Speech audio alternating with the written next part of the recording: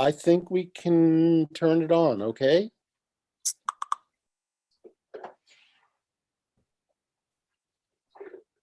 I think we can turn it on, okay? I think I've got it.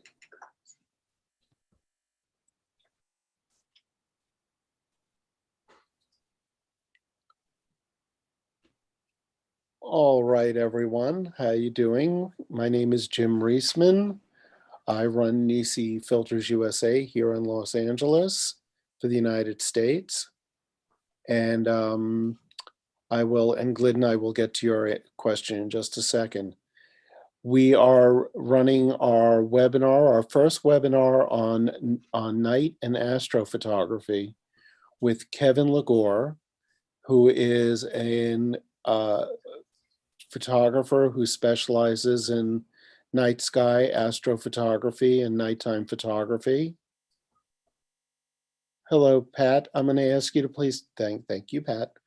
So, as usual with our webinars, we will be running a special, and I've got something to say about the special. The special begins now, and it's for 15% off anything in the NiSi range. Also, we have a new brand called Explorer, which are camera accessories, ball heads, compact tripods, lights, lots of neat stuff. I would love for you to check out the Explorer site as well. Again, 15% off of that. I will tell you that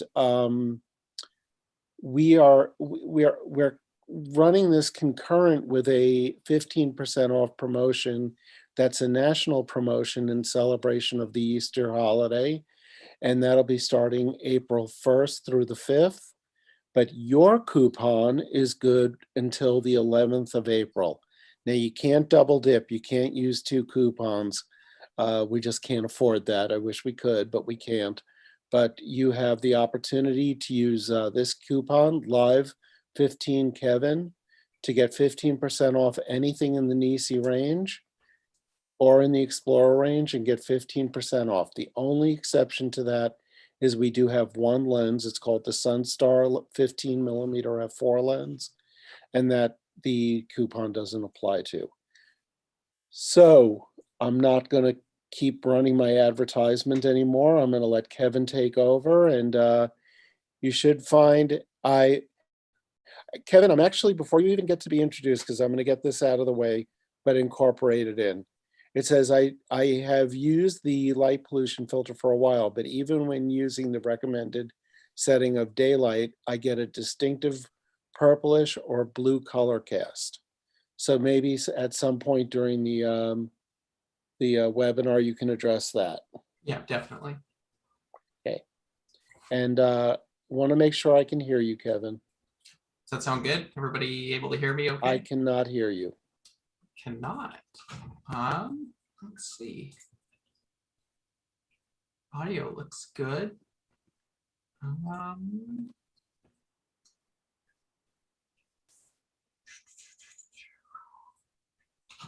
Oh. Yes, I can hear you now. Okay, perfect. Okay. All right, well, if we're good to go, we'll go ahead and get started. I'm going to go ahead and share my screen, if that's okay with everybody.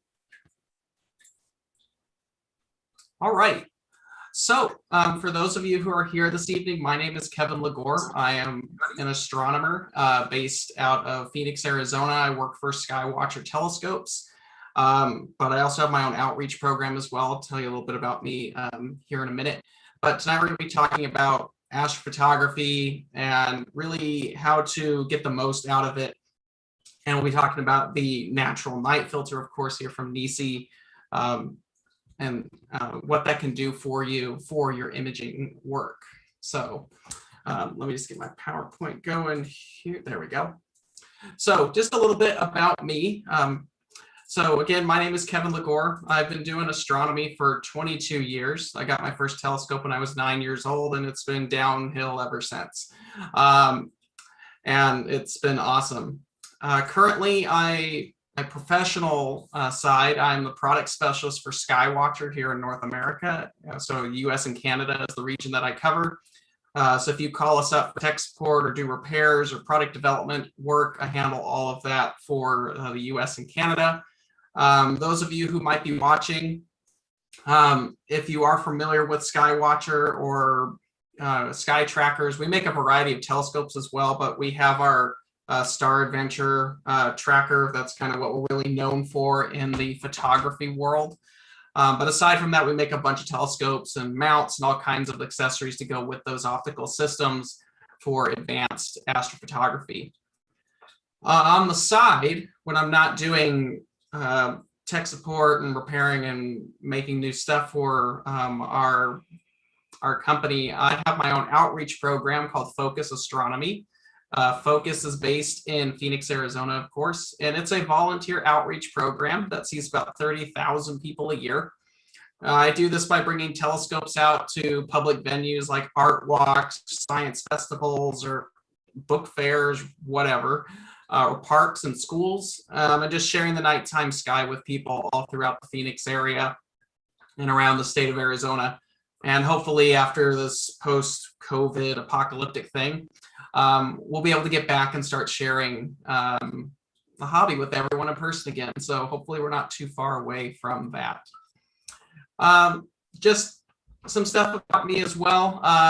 My daytime photography, I like shooting pretty much everything. I'm sure many of you are the same way. It's just kind of fun to go out and mess around with stuff and experiment. So, you know, I like doing water drops when it's raining, tripping off of stuff. It's kind of a fun thing. I'm just starting to get to work with portrait photography. My wife and I are trying to get into that. So that's just daytime stuff with my, you know, mirrorless cameras and stuff like that. But I do a lot of solar astronomy as well. That means imaging and viewing of our sun with very, very specialized filters, obviously, that aren't gonna, you know, totally fry your eye out. And that's a whole different conversation there. So this is a solar prominence on the sun, about 93 million miles away from the Earth. So that's a shot of our nearest star, the sun. And then, of course, I do astrophotography. This is a shot of M78, a nebula in Orion. This is with a telescope that my work is currently working with. What's cool about this is the telescope is actually based in Central California under very dark skies. And we just log in via the internet and use it remotely. So gives us the advantage of constantly having dark skies without ever having to leave home. It's always out there ready to go. And then for the more advanced astrophotography, aside from, you know, our lovely camera lenses that we're going to be talking about, I do work primarily with telescopes. So these are some of my scopes that I work with when we're taking pictures of galaxies and so on and so forth. But that's the other end of astrophotography. Tonight, we're really going to be talking about nightscape work and stuff you can do with like a DSLR or mirrorless cameras, and utilizing those cameras for astrophotography, which is a great stepping point into the world of astrophotography. And then I have a lot of customers, a lot of friends, myself, we all use mirrorless cameras, DSLR cameras, because generally they're the most abundant. A lot of us have them laying around the house, or we're active photographers already. So that's where a lot of people come into the astronomy world now, and that's awesome.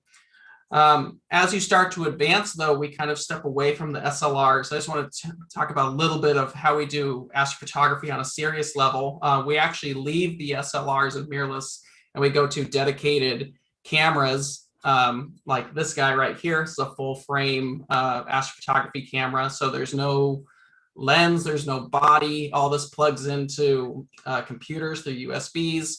And then we hook that up to the back of the telescope and go from there. Now, most cameras that we shoot with in astrophotography are monochrome. So like this guy right here, this is a monochrome CCD camera. It's black and white. Generally, we're using black and white or monochrome cameras for advanced astrophotography because they're more sensitive than color cameras. And I'll talk about that in a little bit. And reach down here. And one of the things a lot of people you might be asking, well, how do I get a nice color picture if it's a black and white camera? Well, we use filters. And this is a filter wheel from one of the telescopes. So we have a variety of different filters loaded in there. You can think of this as like an artist's color palette. So we have what we call a luminance filter, red, green, blue, and then a select set of very specialized filters for isolating certain wavelengths of light. And that's how we do astrophotography with black and white cameras. And we can go more into that in a little bit as we start to dig into the filters and understanding how filters operate. So let's basically talk about astrophotography and the reality of astrophotography. Now, I think every single one of us would love to step out in our backyard and have it look like this. This is the Grand Canyon South Rim, beautifully dark, as most of our national parks are. But a lot of us, unfortunately, due to light pollution, have to travel a fair distance to see a site like this. I think most of us are used to this, and this is my backyard. That's really just the reality of it. We live in cities, and it's just really far from ideal for getting out and shooting the night sky. And I think more people would appreciate the night sky if we had those nice dark, star-ridden skies above our household. But unfortunately, that's just not how it works anymore. And there's a fair amount of people in the world that have never seen a truly dark sky. And it's unfortunate because it is eye-opening and really puts you in place on where you fit in the grand scheme of things because of how small you feel when you just look up and see all those stars. So when it comes to astrophotography, light pollution is a major factor that we have to work with. And for those of you who aren't familiar with what light pollution is, that is spare light from anything, buildings, street lights, whatever, some form of light that's not being directed at the ground. It's just scattering light. Las Vegas is a great example of that. It's just shooting light up and wasting it. It's not directing it where it needs to be. And unfortunately, when that occurs, it reduces what we can see in the nighttime sky quite a bit. And that's why you step out in your backyard and you probably see a handful of stars rather than a star-studded evening. So to get around that, we have to pack up our stuff and drive probably a few hours out of town and find some dark, remote, and desolate place far away from our comfort zone most of the time. So we have to locate those skies. We have to travel to those skies, and they are becoming harder to find, especially as cities grow further out. It's a big problem here in Phoenix because it keeps expanding. So dark skies are getting harder to find. Now, because we have to put so much effort into looking for dark locations, maybe, it's hard. Life is busy, especially the last year. It's been kind of hectic. Maybe you're working from home, job's a little crazy. You've got to deal with the kids being home. I know that's how my life has been. And at the end of the day, it really just reduces trying to get out when you want to. And because of how much effort it can take to get to a dark sky, it can reduce our desires to go hunt those down and spend more time out there getting those amazing images. So we need to find a way to fill in that time so we can still do what we want to do, even though we might be working with less than ideal locations. So this is the Three Rivers Foundation. They're in Kroll, Texas. This is an astronomy outreach facility. It's a beautiful facility. I think it's open most of the time to whoever wants to come out. It's very, very dark out there. They have a wide range of telescopes that you can come out and use as well. But go ahead and check them out, especially if you're in the Texas area. Three Rivers Foundation. They're out, like I said, in kind of northern West Texas area. And this is looking out for their western southwest horizon. And we can see the sky out there is beautifully dark. It is extremely dark. Some of the best skies that you'll see in Texas or the United States. But we still have light pollution to deal with. And I know there was a question out there that, hey, I live in really nice dark skies. Do I need to use filters? There's still, unfortunately, light pollution that encroaches on our dark sky. So, for example, this light dome, that's Lubbock, Texas. That's 113 miles from the site here as a crow flies. And then to the right, you have Plainview, Texas at over 100 miles from this site. So even in dark, remote locations, light pollution still has the ability of encroaching on these skies and affecting it. So it's very hard to find a untainted dark location anymore, because there's usually some kind of thumbprint of humanity floating around somewhere. So it can be difficult to find those locations. So the question bears asking, now what? What do we do with this? And the most obvious answer is take a trip. Load up your stuff, look up the moon calendar for the month, figure out what weekend is going to be the darkest, load up the camping gear, the family, and drive out to the middle of nowhere and find that beautiful dark sky. Because nothing is going to be a dark sky. That is where your best images are going to come from, because that's just how it should be. But unfortunately, that's not how it always is. And I've talked to a lot of people that actually just say, unless I'm at a dark sky, I'm not going to do anything. And I get that. I totally understand that. But the reality is we're throwing a lot of time away when we can still do a lot of stuff from home, especially with the aid of technology nowadays. Cameras are much more sensitive.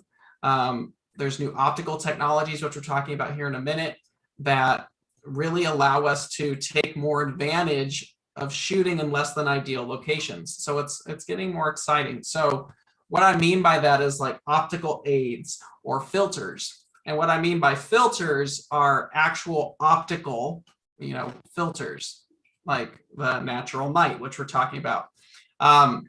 I know there's a lot of people out there that say, oh, I can just do that in Lightroom, or I can just do some adjustments in Photoshop. The more you can do in camera, the better. Photoshop, Lightroom, all that's great. Nothing's going to beat a dark sky. And after that, optics are the best way to do it, honestly. You want to try to do as much as you can optically and less time digitally. Keep it truer. Optical filters like the Natural Night have certain technologies that allow us to improve the contrast that we've lost due to light pollution and all that glare infringing on our images. And that's what we're going to be talking about now.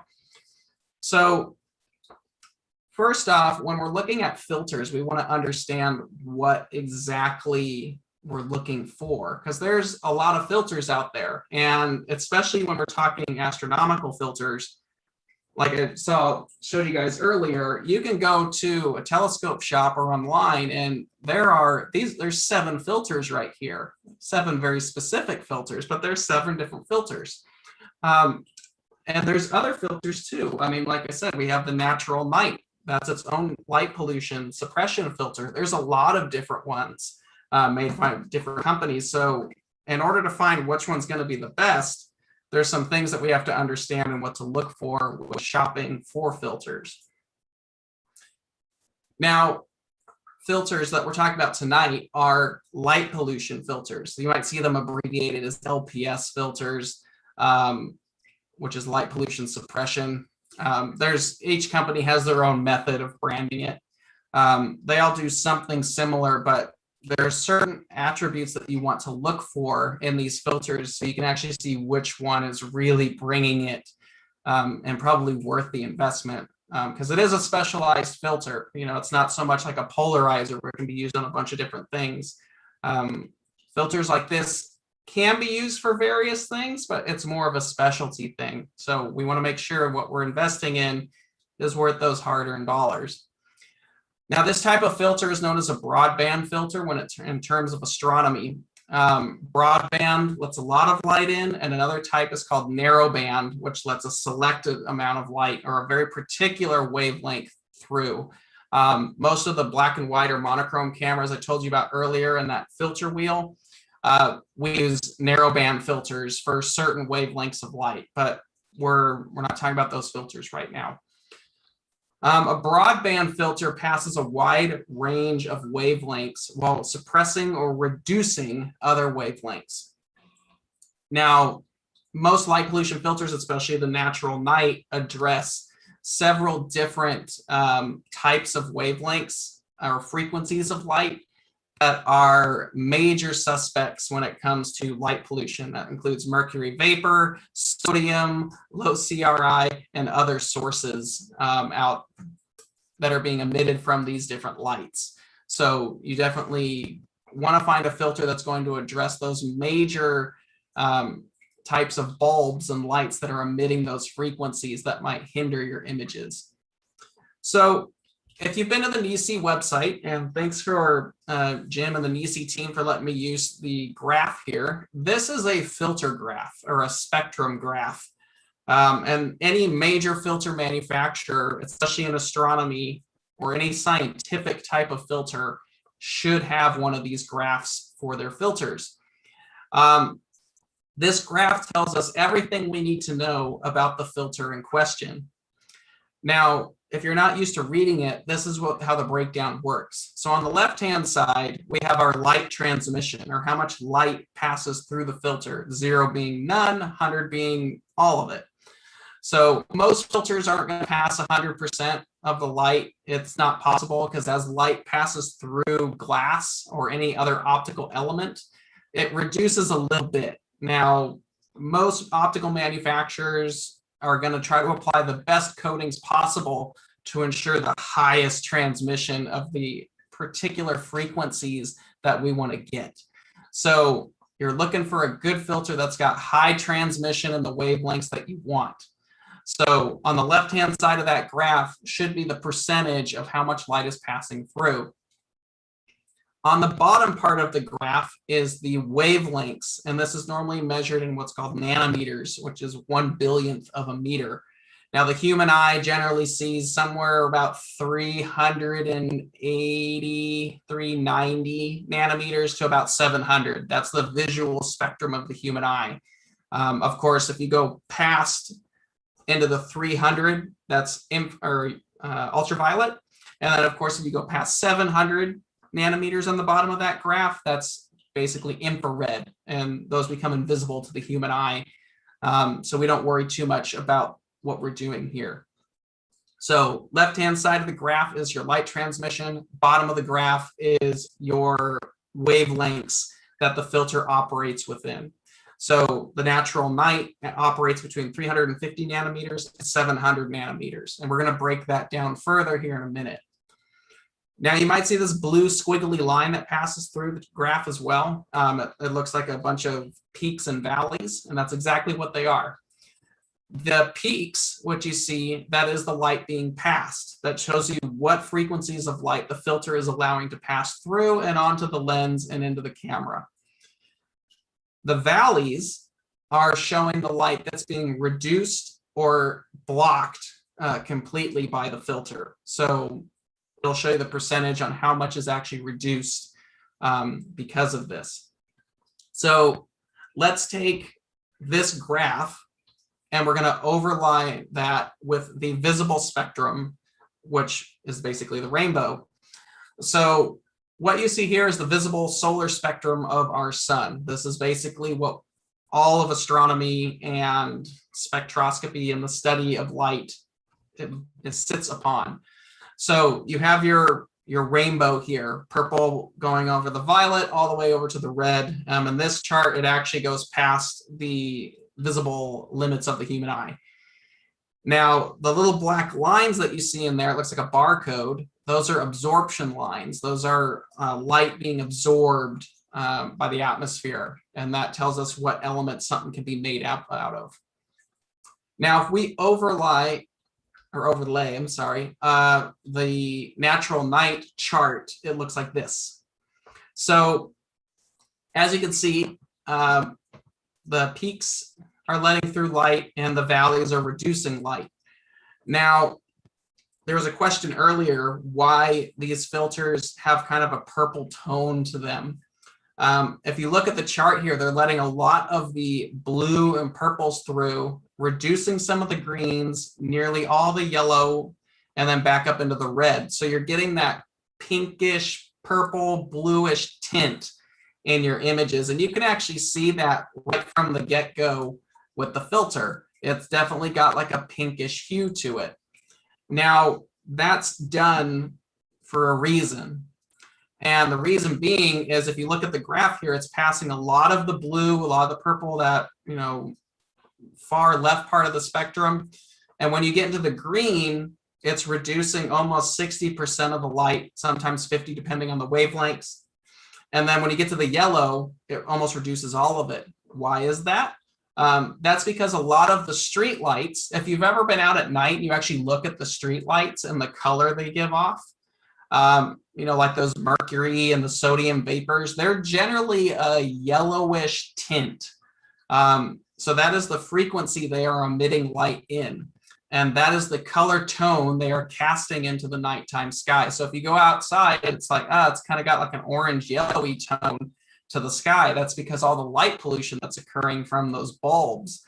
That's why the filter eliminates or reduces the color and the wavelengths from those particular frequencies of light. And it's going to give you that blue pink tint because it's basically reducing a lot of the greens and yellows from reaching the camera. So that's why your color looks that way. You can still adjust a little bit, but that's one of the compromises that you're just going to have to deal with when using these types of filters. The only other option is to go out far away from city lights and not have it at all. But if there's any type of light pollution that's entering your image, when you're using one of these filters, you just have to adapt with that. It does give you a more natural looking, thus the name, more natural look to the nighttime sky because it's bringing back more of those blues and eliminating more of the greens. But that's the trade-off that you get when you use a filter. As with anything, anytime you add a different optical element into your system, it's going to hinder, wouldn't say hinder's a bad word. It's just a compromise.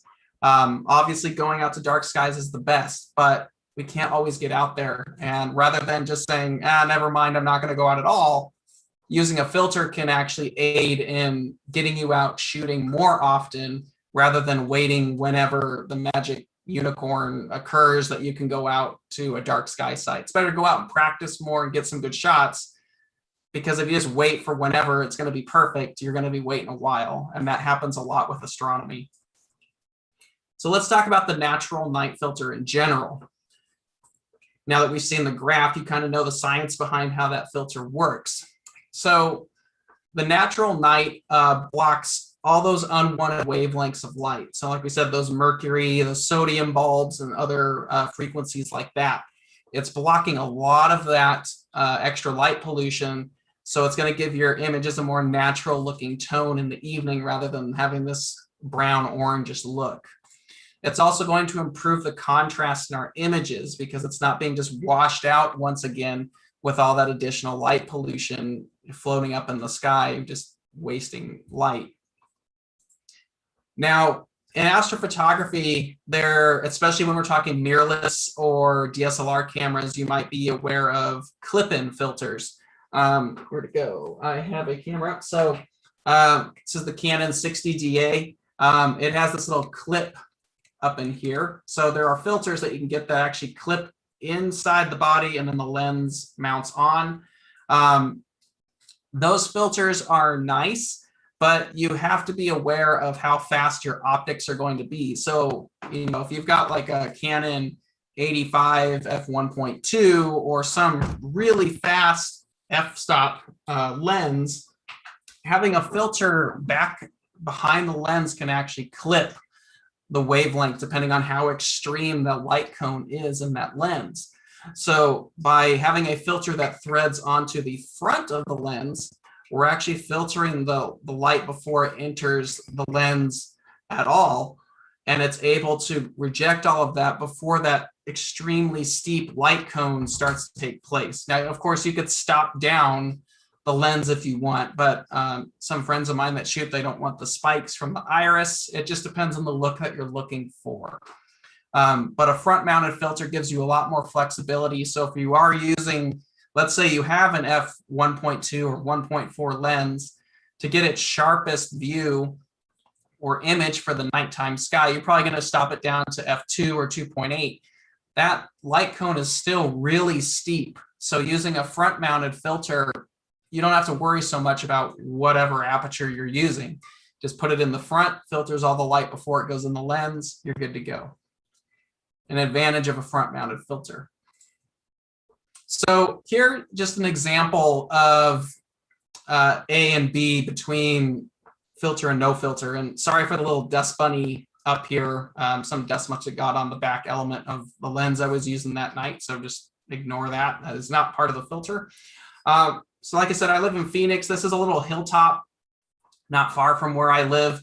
You can see looking over the city, there's all kinds of stuff going on. We got clouds, we got, dust in the air, there's planes flying around, and a ton of city lights, and it really doesn't help. So standard 30-second exposure. This is on a 16 millimeter lens, but let's put the natural night, keep everything the same, and boom, way more dramatic looking. Your contrast is back. The night sky actually looks like it's a night sky, and not just some post-apocalyptic dust storm had blown through from Mars and it's got the light scattering everywhere. It really gives that better feel of the night sky that you're looking for. On a more extreme level, just to show this A/B real quick, this is a street light behind my house.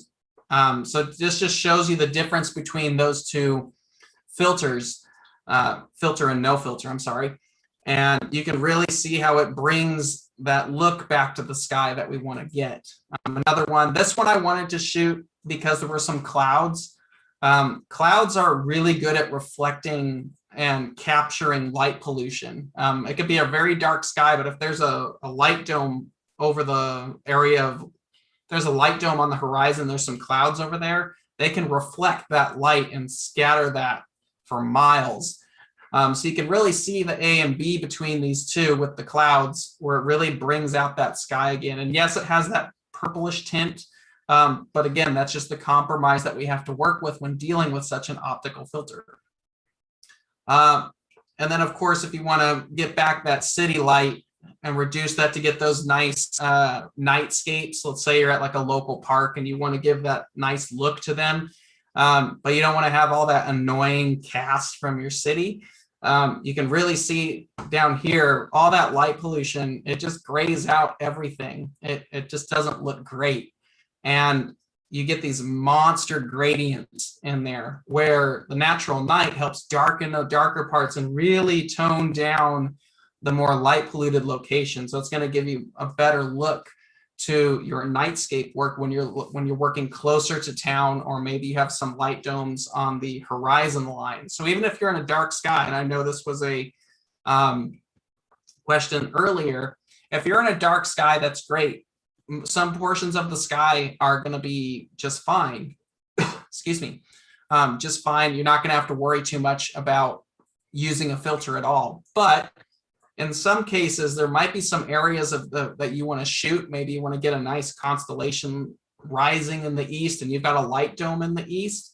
Adding a natural night, even though you're in a dark location, can help reduce some of that glow coming off the horizon from the city lights. So even in ideal locations, having this filter in the bag can be helpful to really reduce that. Now, if you want to step up to a little higher level of astrophotography where you're actually shooting particular objects, you're not doing nightscapes anymore, a natural night filter really helps. So this is 400 millimeter. This is on a star tracker at this point. And this is the Orion Nebula. A lot of people who get into astrophotography and want to start doing more telephoto work with a tracker, this is probably one of the more popular objects that you're going to see shot, particularly this time of year. We're about the end of the season, but this gets washed out by light pollution. And you can see that it really actually helps to add that filter in. You can go longer exposures, which means you can reduce the ISO, which is going to smooth out your images, especially when you start stacking images and post-processing for your astrophotography shot. The filter really comes in handy quite a bit. Now, really the advantage of having a filter like this is it gets you out shooting more often, rather than you waiting for the ideal conditions. When you're dealing with Mother Nature, it's never going to be ideal ever. It's too hot, it's too cold, it's too far, it's too cloudy, it's too windy, whatever. It just happens. And if you sit around waiting to go to a perfect dark sky, that might happen a few times a year. But if you have something that allows you to unlock more time, you can go out into just your backyard and shoot some cool pictures. By just adding a filter in place, that can really open you up more. So you're out enjoying your hobby more, you're exploring more, you're learning more because you're experimenting with your camera. And when you do go out to those ideal sites, you're even more prepared mentally because you're really adapted to what your gear is doing. So it's not that the natural night filters and light pollution filters are, I wouldn't even say like a crutch. What they do is they allow you to get out more. They allow you to enjoy the hobby that you've invested in more. And isn't that what you want to do? Is you want to get out and shoot more. And that's what filters like this can do, is they help unlock it and allow us to do more of the night sky when we have less than ideal conditions. And the conditions honestly aren't going to get any better. Things are getting worse with light pollution. It's a really upscale battle to fight against light pollution. And it's something we should all try to do better on if we want to preserve the night sky. But when we're at home and we just want to hang out, maybe you just want to go take some cool pictures, having a filter like this can really allow you to get out and shoot more. And that's what it's all about, getting out and shooting more. So here's an example. This is just a quick example. So this is 10 2-minute exposures right over here on the right-hand side. This is the Horsehead, there's Orion's Belt, and the Orion Nebula. And then there's also M78. So there's a ton of stuff up in there. This is with 100-400 lens at 200 millimeters with a sky tracker and with the natural night. And what helps that natural night really reduces that background glow. So there's a lot less work that you have to put in there when you're trying to get those colors to come out. You're not fighting these gradients and all these things that you have to post-process. The more you can do optically, it just helps. So this is something that you can just do in your backyard. I shot this in my backyard. That's very capable, not too difficult, but that filter really helps get you more of that natural look. Yes. It's Jim. Hey, I have a question for you that goes Sure. back to the gentleman who's in Wyoming with the dark sky. Mm-hmm. When you have a true dark sky and your pollution is either undetectable or barely present, does the filter still only filter light or colors that would be detrimental to a night sky? Like, for example, if you had a perfect night sky condition, would it be better to not use the filter? Or does the filter's attributes never take away from the sky? That's actually a really good question. So I'm going to rewind back here really quick. We're going to have to go back through here, but give me just a second. Let me see if I can find our spectrum. There we go. So that's a good question. So thanks for asking. Ideally, when you're doing perfectly dark sky shots, you probably aren't going to want the filter. It is a filter. It is reducing light.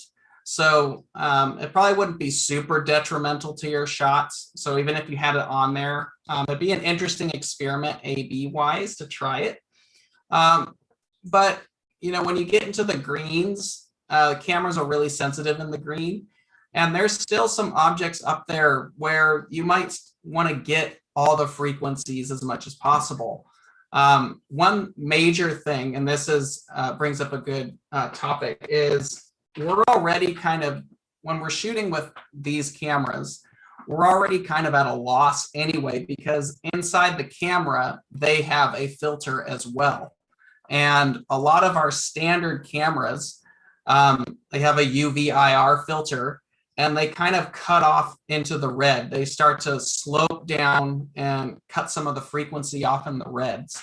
So when you are shooting with a natural night, you're actually applying that filter on top of the one that's already inside.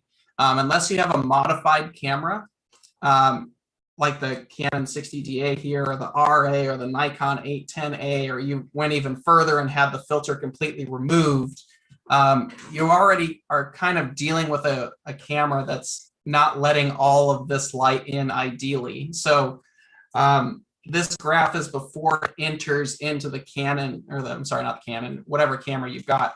They're all pretty much the same. The internal filter inside the camera body in general is actually reducing that further. So if you're in ideal conditions, I'd probably say not to use a filter at all. But those are very remote locations and probably few and far between. Most sites are going to be, you'll probably benefit from using a filter like this, unless you're in pristine dark skies. So hopefully that answers the question there. So let me pop back up here real quick, because we're actually almost through it, and then we can do, I know there's a lot of questions on these particular topics, so we'll open it up to questions here. So ultimately, with these filters, it just expands your capability of getting out and shooting in less than ideal conditions, and still getting some beautiful shots.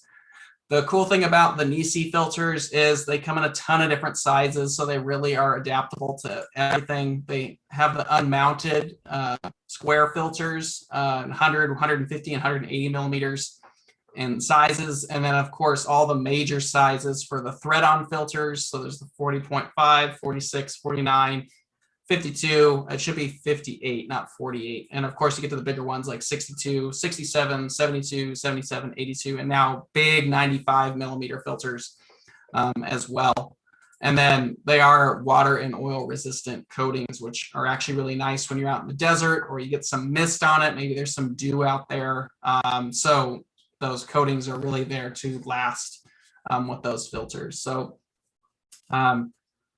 that's pretty much it for the presentation. If you have any more questions, of course, I'd be happy to answer any of them. And then, of course, all those details that we just mentioned are at NiSiOpticsUSA.com.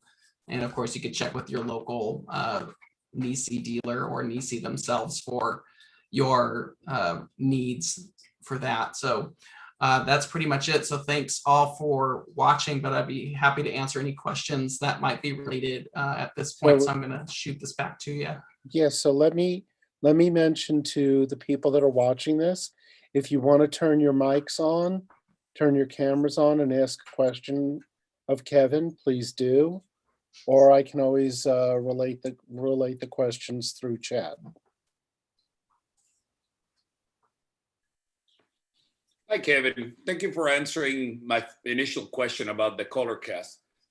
What will be your best recommendation to remove the color cast when we reprocess? Because usually when I get light pollution, I immediately go on Photoshop to reset my black point. Is that the best option to get rid of that purplish color on my photos? Yeah, you could do that and just kind of play with your color balance. It's just kind of there because the camera's not getting all of the colors evenly anymore. So that's where you're getting that cast from. So you can adjust it to some point. I have another software that I use that's really popular in astrophotography called PixInsight. It's pretty much dedicated to astrophotography, and it has this really cool color balance tool. So it was able to figure that out with that stack of images where I showed the Orion and the horse head. It was able to level that out without any cast to it. So you can play with the color a little bit to adjust that. Okay, thank you. What is the software name again? Pix, Pixsight. So Pix Insight. Okay, thanks. Mhm.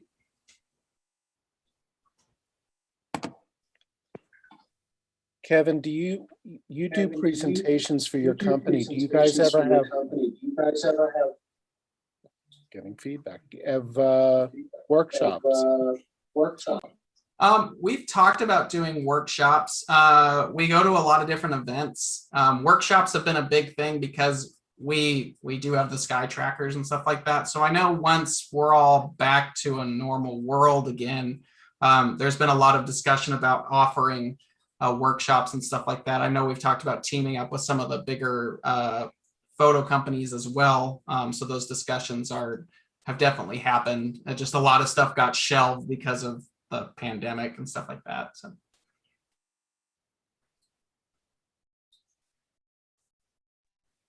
So I guess I'll start wrapping it up by first of all, thank you very, very much. Really incredible information, and I appreciate you talking about the value of our filter. It's important to us. I hope people enjoyed that. We do give you an alternative. I do also want to mention just one more thing about this natural night filter, and that is just using it on the city streets at night to do street photography. It gives a much more dramatic look, and especially when you've got like neon signs and such like that, it'll put the colors of the neon against a very nice deep blue, almost black color, rather than the kind of mushy yellowish color that you'd get under the sodium light. So there's a lot more use of the filter than just pointing it at the sky. I will show you guys again the discount code that we have, and I'll mention to you that the discount is starting from now. It's on anything that we make by NiSi except our 15mm Sunstar filter, Sunstar lens, I'm sorry, and also our new Explorer line, which actually has some, we have, during the natural night or national parks at night that you did, Kevin, there was one guy who was doing incredible night sky photography with his iPhone. And we have a pretty cool attachment for an iPhone, so that you can put an iPhone on a tripod and do long exposures with an iPhone. And it's very interesting that the iPhone will actually take multiple images and combine them right within the phone itself. There are applications for that. Have you ever played with that, Kevin? I haven't. I'll have to check that out. I mean, I know they've got the long exposure mode, and that's becoming really crazy now. As these phones are getting so advanced that I wouldn't be surprised. I mean, we're already in there now where people are starting to do really good nightscape work with a phone.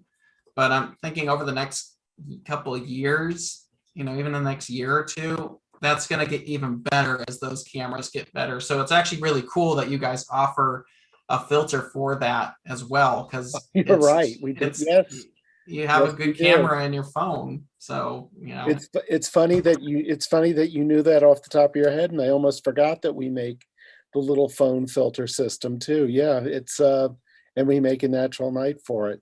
So 15% off on all of that, live 15, Kevin.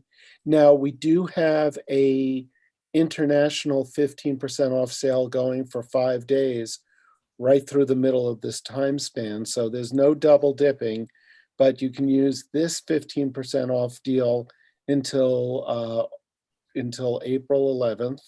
And I hope you, I don't know, maybe buy some natural night filters. That'd be nice. Anyway, Kevin, thank you very, very much. I'm just going to scan, and there was a couple chat questions that just popped up. I saw that, right? Okay. Do these come in various stops like ND filters? They do not, but you could conceivably use them with ND filters. Is there a reason you would, Kevin? Is there any purpose to that? I just got the variable NiSi NDs. It'd be a fun one to experiment with, particularly like sunsets.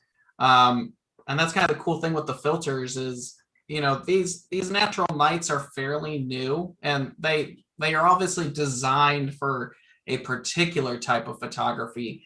But I would encourage anyone that gets one, experiment with it, thread some stuff on there, see what it looks like. You might get something really cool out of it. So it'd be interesting to try it with the ND, but for astronomy, there really wouldn't be much use as far as adding an ND to it. Well, cool. Now there's I also can just jump in there too, Kevin.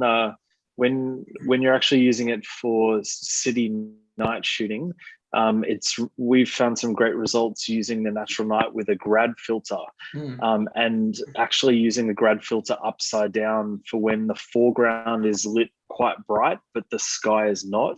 It'll help balance the exposure really well in that city kind of shooting. Nice. Cool. Yeah. Now there was a question about the sun eclipse. Now I'm not sure. We have a 15 stop thread in filter, and we also have a 20 stop, what's called the black hole filter. Is that enough? Do you have any idea if that's you need enough? a ND 100,000. I don't know what that equates to, but if you're shooting the eclipses, ND 100,000 is what you need for that.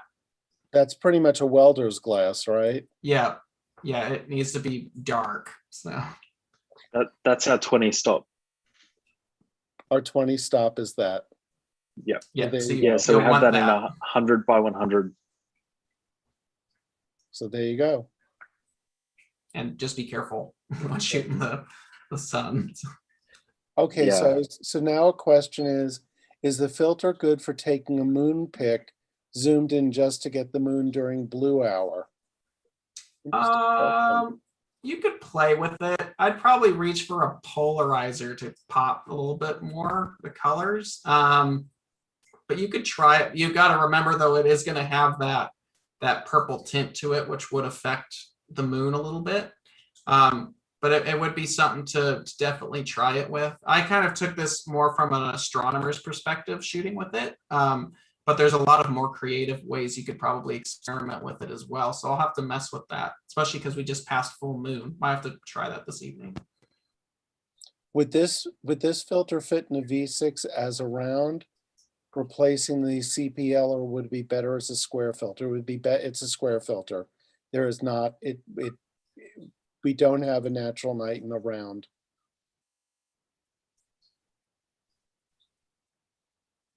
All right, well, I think we're going to wrap it up.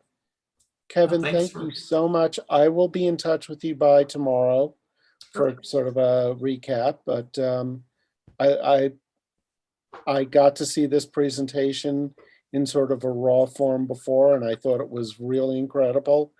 The only thing you didn't mention, which I loved because I'm a bit of a science geek, is how the spectrum, the color spectrum, allows people to know what the elements are that they're looking at. Yeah, so that's, I'll just bring these up real quick. So the cool thing about I love using filters for a variety of reasons, and in astrophotography on a very serious level, when we're using these monochrome cameras like the CCDs, and we're using our specialty filters, we get filters called narrowband filters, which isolate a very particular wavelength of light in the spectrum. And it basically allows you to do chemistry with light, knowing what frequency is which. So these three filters that look like mirrors, those are narrowband filters, and you can barely see anything through them. This one right here is what's called a hydrogen alpha filter. Hydrogen is the most abundant element in the universe. When you look at images of nebulas and they're red, that is glowing, excited hydrogen atoms in there. So this particular filter actually allows us to isolate that wavelength and see that.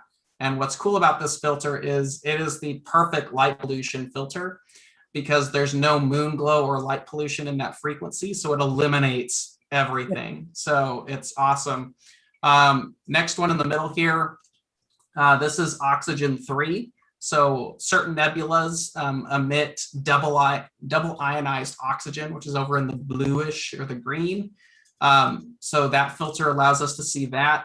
There is some moonlight that is noticeable in that part of the spectrum, so we have to be careful when we use that filter. And then the next one here is sulfur, or S2 as it's known in astronomy, and that is also emitted by certain nebulas, not all of them. But these are the same filters that are actually used on the Hubble Space Telescope. If you actually see those weird, like greeny, almost kind of looks like someone threw up essentially color, those are narrowband images. And what's cool about that is we assign red, green, and blue channels to those filters, and we can basically say, oh, this is very abundant in hydrogen, or there's a lot of oxygen in here. So we can actually do chemistry with light using those filters. So it's really neat. You don't see it used much in color cameras, and reason being is a color camera uses a Bayer matrix. So you have red, green, and blue pixels.